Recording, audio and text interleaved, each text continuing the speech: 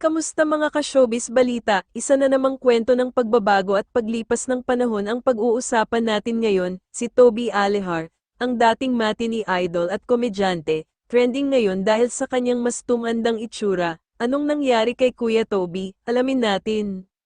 Kilala siya noon bilang isa sa mga pinakagwapong aktor at komedyante sa kanyang henerasyon, kasama sa sikat na trio na The Call It's, na binubuo nina Dennis Padilla, Herbert Bautista, at syempre, si Toby Alehar.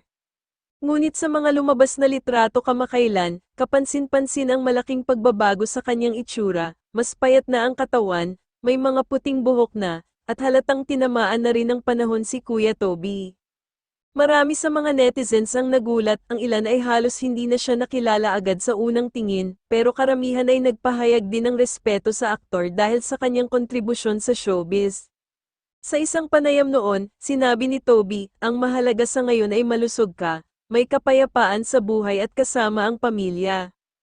Hindi lang artista si Toby Alehar, isa rin siyang direktor, writer, at naging public servant. Sa kabila ng pisikal na pagbabago, ang kanyang legacy sa industriya ay hindi matatawaran. Ano sa tingin ninyo ang pinaka-iconic na role ni Toby Alehar? I-comment na yan sa baba at huwag kalimutang i-like, i-share, at i-subscribe para sa mas marami pang showbiz kwento. Hanggang sa susunod na vlog, paalam mga ka-showbiz.